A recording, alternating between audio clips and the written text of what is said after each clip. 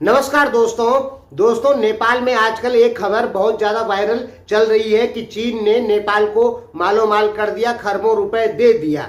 दोस्तों ये मैं बिल्कुल नहीं कह रहा हूं, बहुत सारे नेपाल की जो छोटी मीडिया है, यूट्यूब चैनल कह रहे हैं। कल प्रदीप धामी जी के चैनल पर सूर्य नेपाल का इंटरव्यू था, ठीक है। ये एक बहुत जिम्मेदार चैनल है और मैं प्रदीप धामी जी को बहुत ज्यादा जिम्मेदार आदमी मानता हूं, ठीक है, क्योंकि वो उग्र आदमी नहीं है, वो सही बात करते हैं। लेकिन उनके द्वारा इस प्रकार की बात करना ये कहीं ना कहीं मुझे बहुत गलत लगा। क्यों गलत लगा अब आप आगे समझिए, क्योंकि ये लोगों ने पूरी तरीके से आप लोग को भ्रमित कर दिया है। सूर्य नेपाल जैसे आदमी कह रहे हैं कि $1 खरब चाइना नेपाल को सहयोग किया है। और अकेले ये प्रदीप धामी जी का चैनल ही नहीं, बहुत सारे चैनल ऐसा कह रहे हैं, ठीक है। तो क्या आपको पता है कि $1 खरब बोलते कितने को हैं? और दोस्तों मैंने उन वीडियो में नीचे देखा तो सब लोग बोल रहे हैं हाँ दिया है। उसमें एक आदमी का कमेंट आया है, मैं दिखा देता हूं आपको, नाम भूल गया हूं। तो इनका कमेंट आया है कि नहीं ये गलत है, $1 खरब हमारे 8 साल का बजट होता है, ठीक है। ये उन्होंने कहा है। मात्र एक आदमी उसमें मुझे समझदार लगा। अब बाकी सब कैसे लगे अब आप खुद सोच लीजिए, जो इस चीज को सच मान रहे हैं। $1 खरब में आप क्या क्या कर सकते हैं? अगर उस $1 खरब को नेपाली रुपए में कन्वर्ट करके डायरेक्ट नेपालियों को दिया जाए तो एक आदमी के हिस्से में 4 लाख रुपए आता है लगभग। और उस $1 खरब रुपए से आप फाइटर जेट खरीदते हैं ना, जो सुकोई 27 फाइटर जेट की मैं बात कर रहा हूं, सुकोई 27 जो फाइटर जेट है, ये बहुत काफी खतरनाक है तो थोड़ा पुराने लेकिन बहुत खतरनाक है, ठीक है। ये आज भी बहुत अच्छा लड़ते हैं। तो अगर आप सुकोई 27 फाइटर जेट खरीदते हो $1 खरब में तो आपको लगभग 20,000 सुकोई फाइटर जेट आ जाएंगे। अमेरिका के पास में कितने हैं? 15,000 फाइटर जेट, ठीक है। दूसरा नंबर रूस का है 3700 फाइटर जेट, तीसरा नंबर चाइना का है 3100 फाइटर जेट और चौथा नंबर भारत का है 2100 फाइटर जेट, ठीक है। आप कितना खरीद लेंगे $1 खरब में? 19,000 या 20,000 फाइटर जेट खरीद लेंगे। यानी इतना पैसा चाइना आपको दे रहा है, ठीक है।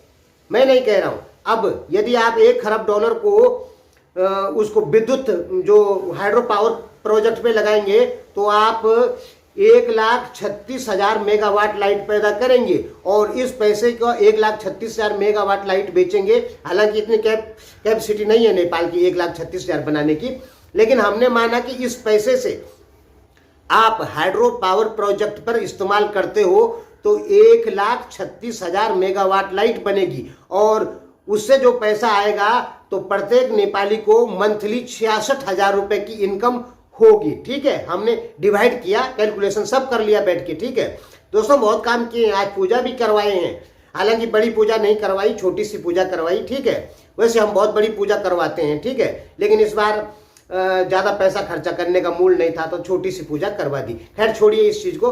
तो यानी उस पैसे को नेपाल यदि इन्वेस्ट कर देता है इंडस्ट्रीज में तो हर नेपाली 66,000 रुपए महीने कमाएगा, ठीक है। और उस पैसे की इंडस्ट्रीज लगा देता है नेपाल में तो नेपाल के सभी लोगों को रोजगार मिल जाएगा, एक भी आदमी को विदेश नहीं जाना पड़ेगा। वो इतना पैसा है $1 खरब।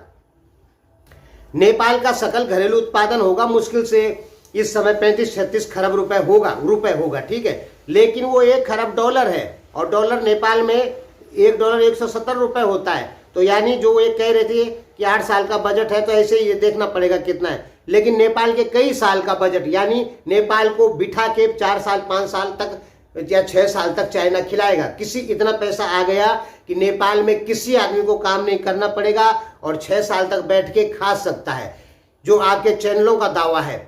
उस हिसाब से तो यही दावा है जो $1 खरब बोले। $1 खरब का मतलब है कि 4 साल तक सभी नेपालियों को कुछ काम करने की जरूरत नहीं है, ठीक है। आराम से बैठ के खा सकते हैं, समझ रहे हैं? इतना पैसा होता है $1 खरब। और इस पैसे को इन्वेस्ट करेंगे विदेशों में भी या कहीं भी तो प्रत्येक नेपाली 66,000 रुपए नेपाली करेंसी महीना कमाएगा। हमने सब कैलकुलेशन करके देख लिया, ठीक है। तो दोस्तों क्या ये सच होगा कि $1 खरब चाइना नेपाल को दे रहा है? ये सच हो सकता है कि नहीं हो सकता है? ये समाचार नेपाल के ऑफिशियल समाचार बिल्कुल नहीं है। ये जो समाचार है ये सोशल मीडिया के समाचार है, ये उन विश्लेषकों के समाचार हैं जो मीडिया से व्यू लेना चाहते हैं और कुछ पैसा कमाना चाहते हैं। ठीक है दोस्तों, पैसा सभी यूट्यूब चैनल कमाना चाहते हैं, वो बात अलग है, लेकिन पूरी तरीके से गलत जानकारी दे देना ये गलत बात है। 1 खरब डॉलर चाइना कभी नहीं दे सकता है, कोई चांस ही नहीं है। 1 खरब डॉलर का मतलब है प्रत्येक नेपाली को 4-4 लाख रुपए देना। देखिए, आप बुरा मत मानिए, हमने कहा कि हम आपको सही बात बताएंगे। यदि आप सही बात नहीं जानेंगे, जैसे भारतीयों ने चीन के बारे में सही बात नहीं जानी, तो भारत चीन को पहले काल्पनिक दुश्मन खड़ा कर दिया गया और उस काल्पनिक दुश्मन की वजह से भारत और चीन धीरे धीरे दुश्मन बनते जा रहे हैं। ठीक है, उसी प्रकार पाकिस्तान भारत को काल्पनिक दुश्मन बनाया 1960 के दशक में, 47-48 के दशक में, और आज भारत पाकिस्तान असली दुश्मन है। ठीक, तो मेरे बोलने का मतलब है कि सच को नहीं जानेगी जनता तो गलत हो जाएगा, देश के साथ में गलत हो जाएगा। इसलिए आपको सच जानना जरूरी है। सच है क्या जो आपकी सोशल मीडिया यूट्यूब चैनल कह रहे हैं कि 1 खरब डॉलर चाइना ने दे दिया, क्या ये सच है? क्या ये संभव है?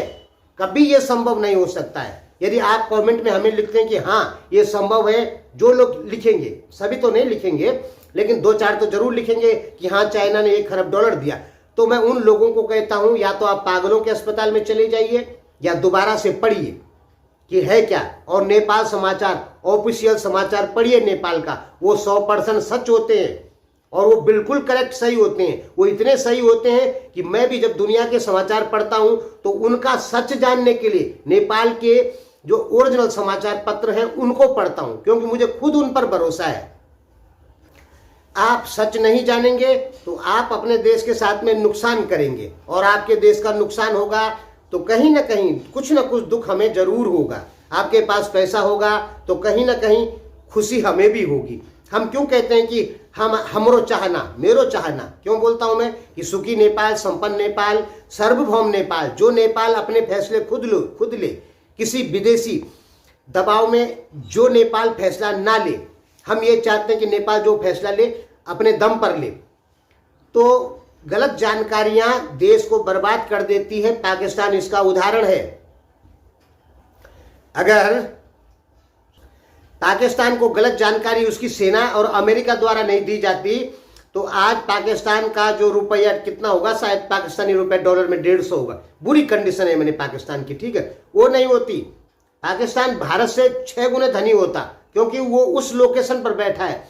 लेकिन उसकी जनता को गलत जानकारी दी यूरोप यूनियन ने, और वो भारत के खिलाफ लड़ती गई और सारा बजट लड़ने में खत्म हो गया, कुछ सेना खा गई और बाकी हथियारों में खर्चा हो गया। पाकिस्तान जैसे देश की कैपेसिटी नहीं है कि वो परमाणु बम बनाए, उतने हथियार रखे, 10-10 लाख सेना पाल के रखे, उतनी उसकी जीडीपी नहीं है पाकिस्तान की, लेकिन वो रखता है। क्यों रखता है? क्योंकि उसकी जनता में भ्रम डाल दिया गया। उसकी सेना को पैसे खाने की आदत पड़ी है विदेशों से। पहले यूरोप यूनियन और अमेरिका ने दिया, अब चाइना दे रहा है, तो उसकी सेना के जो अधिकारी उनको खाने की आदत पड़ी है। और जो वहां जनता है वो विरोध में क्यों नहीं बोलती है? क्योंकि बॉर्डर पे उसकी सेना हमला करेगी, 2-4 बम गोले चलाएगी, पाकिस्तान के जनता को लगता है कि हाँ यार भारत सच में खतरा है। ठीक है, काल्पनिक दुश्मन बनाया गया भारत को, भारत और पाकिस्तान को। किसने? सोवियत संघ ने और यूरोपियन यूनियन ने। सोवियत संघ और यूरोपियन यूनियन, अमेरिका की वजह से भारत और पाकिस्तान दुश्मन है, अपनी कोई दुश्मनी नहीं है। उसी प्रकार अमेरिका की वजह से चीन और भारत दुश्मन है, अपनी इनकी ज्यादा बड़ी दुश्मनी नहीं है, छुटपुट दुश्मनी है, वो इतनी बड़ी नहीं है भारत और चीन में दुश्मनी की आपस में लड़ जाए मर जाए। ठीक है, ये भी अमेरिका की वजह से है। भारत की जो नेपाल से दुश्मनी हो रही है वो भी पहले अमेरिका की वजह से थी और आज कुछ न कुछ चीन की वजह से है। अब चीन ने उस चीज का फायदा उठाना चालू कर दिया। ये सच है और 100% सच है, आप नहीं जानते हैं। यदि आप कहते हैं कि चीन उस चीज का उपयोग नहीं करता है, भारत के विरुद्ध नेपाल का उपयोग नहीं करता है, तो आप गलत बोलते हैं। ठीक है, कहीं ना कहीं करता है, क्योंकि यूरोपियन यूनियन और अमेरिका इसका उपयोग करता आया है, तो अब चीन वही कर रहा है। गलत जानकारियां देश को बर्बाद करती है, इसलिए जनता को सही जानकारी होनी पड़ी और हम आपको भविष्य में सही जानकारियां देते रहेंगे। हमने कहा हम आपको सही ही जानकारी देंगे, भले ही आप गलत बोले, हमें गाली दे या हमारा चैनल बंद करवा दीजिए, कोई दिक्कत नहीं है। हमको टाइम नहीं लगता, 1 लाख रुपए लगता है दोस्तों नया चैनल खोलने के लिए, वैसे फ्री में खुलता है।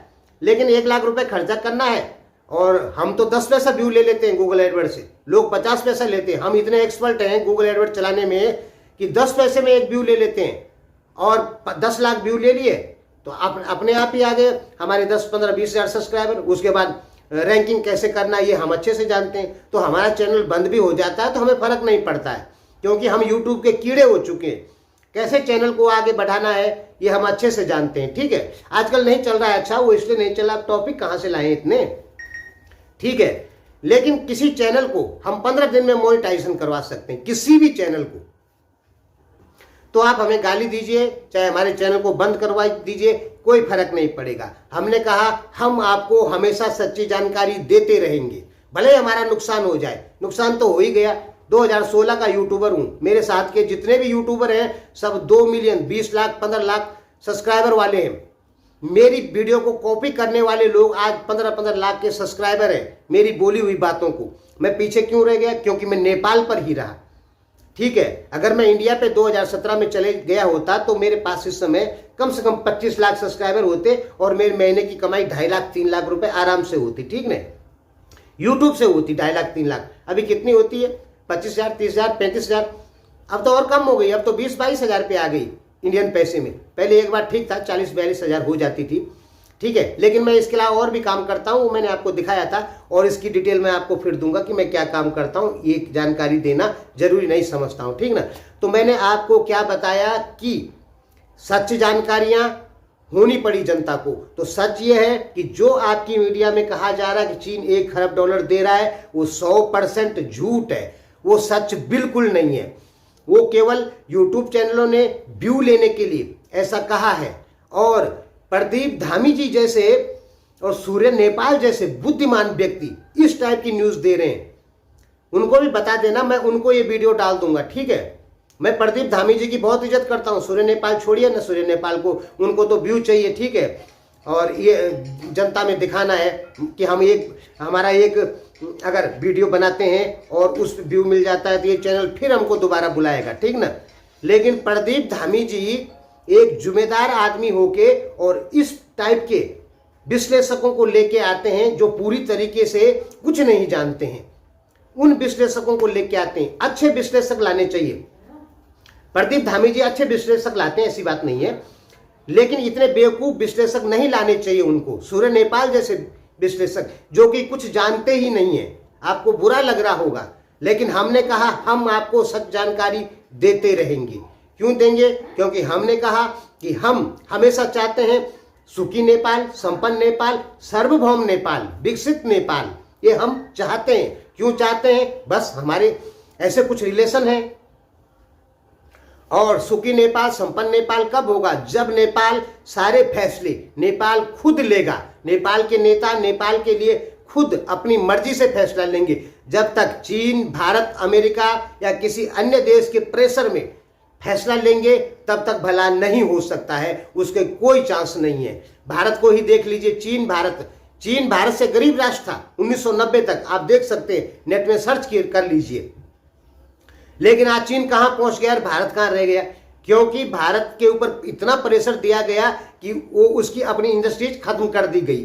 किसने की? भारत के बीच बैठे गद्दार लोगों ने, उन्होंने ही भारत को बर्बाद कर दिया और भारत को लड़ाई में उलझा दिया। अब फिर लड़ाई में उलझा रहे हैं भारत को। चीन के साथ लड़ो और भारत की अर्थव्यवस्था भी खत्म और चीन की भी अर्थव्यवस्था भी खत्म, और ऐसे दोनों भिखारी हो जाएंगे। जैसे पहले बनाया गया था, चीन को भी भिखारी बना दिया था जापान, और भारत को अंग्रेजों ने भिखारी बना दिया था।